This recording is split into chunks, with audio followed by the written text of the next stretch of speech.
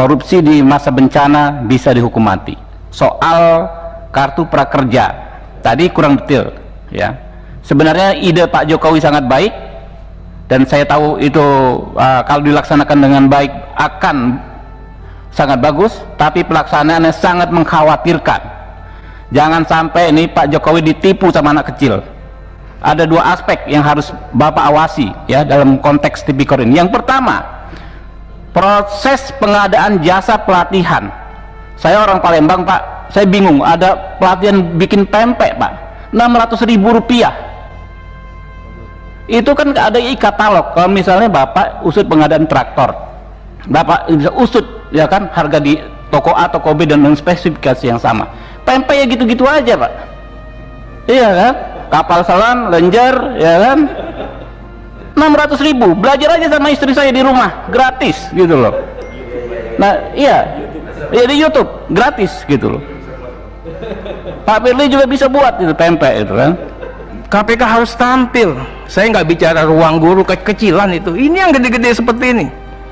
Apa sudah gawat sekali Ketua, harus kita buat perpu? Kebutuhannya begitu mendesakkah? Apa gunanya menteri, pejabat negara kalau begitu? Di saat keadaan genting lepas tangan pada ketakutan, nggak mau minta tolong, minta imunitas. Kasihan ini Pak Jokowi. Nggak ada yang mau berani ngambil kebijakan, nggak ada yang mau pasang badan, tapi minta fasilitas. Bahkan sekarang mau kerja minta imunitas. Ketua, saya minta betul bagaimana strategi dan pembiayaan serta postur. Tadi Ketua katakan 405T untuk kesehatan, 75T untuk kesehatan Pak.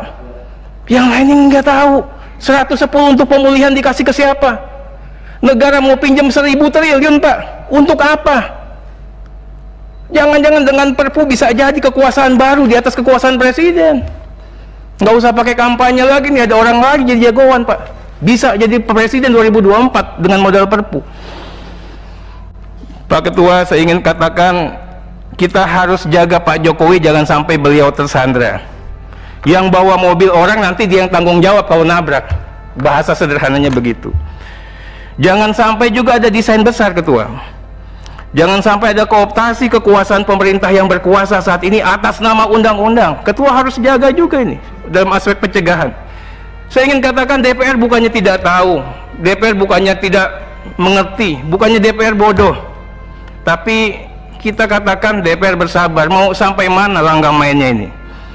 Kami mau KPK ini proaktif, menjaga dan melindungi pemerintahan yang sah, memberikan masukan, rekomendasi terkait dengan kebijakan-kebijakan yang anomali dan menyimpang. Di negara mana saja Ketua, infokan ke kami. Ada COVID tapi tiba-tiba dibuat perpu seperti ini. Ini Ketua nggak usah repot-repot ngurusin yang kayak gitu. Ini di hulunya dulu dimainkan. Kita bukannya nggak tahu ini mainan siapa, desain siapa, siapa yang diuntungkan Ketua. Beneficial owner dari semua ini kan kami juga tahu. Praktek kotor PJB, obat, alkes dan APD untuk BUMN dan di luar BUMN.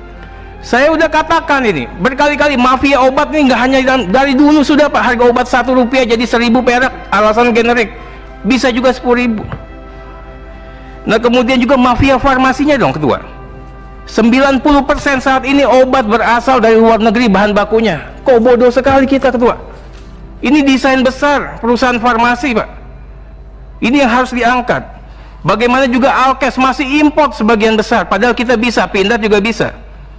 KPK harus bisa mengingatkan negara dalam konteks pencegahan. Kita harus berdaulat. Bagaimana BUMN harus menjadi frontier, tapi BUMN-nya benar. Jangan sampai kita terjebak sama short term policy yang ujung-ujungnya duit, ujung-ujungnya proyek, sehingga memakmurkan para trader dan menjaga kekuasaan para mafia.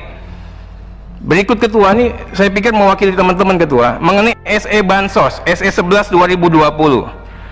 Oke, apresiasi terkait dengan DTKS. Fair value-nya dilakukan Kemensos basis data Dukcapil. Tapi Ketua, yang ingin disampaikan, saat ini kayak di Jakarta, itu kalau basisnya Dukcapil, itu hanya warga Jakarta. Orang Jakarta ini 70% orang luar yang tidak ber-KTP, dan sekarang potensi rentan miskin.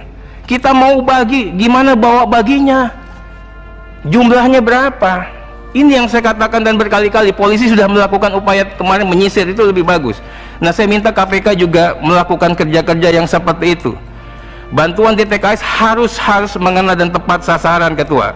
Ini ladang uang baru, Ketua. Berikut, Ketua, ini hanya sebagai ria kecil.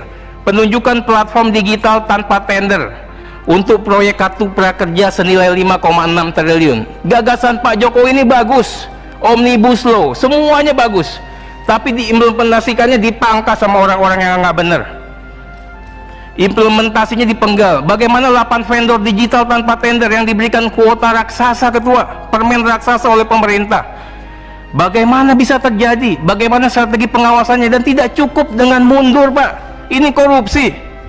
Salah satu vendor ruang guru itu staf khusus presiden. Alamat pemilik sahamnya, beneficial ownernya ada di Singapura, ada di Amerika. Mau begini konyolnya kita. Siapa yang terlibat diusut. Berikutnya juga mengenai masalah praktek-praktek menghisap yang dilakukan oleh ring 1 istana ini dalam konteks staf khusus presiden. Saya kasih contoh, ada anak muda ngirim surat ke camat-camat atas nama COVID. Ya nggak, bubarin aja staf khusus. Anak muda, saya muda, Pak, nggak pernah rampok uang rakyat. Ini anak baru umur 20-an tahun ngerampok uang rakyat triliunan. Malu kita jadi anak muda. Kita minta tolong, Ketua, mainkan ini.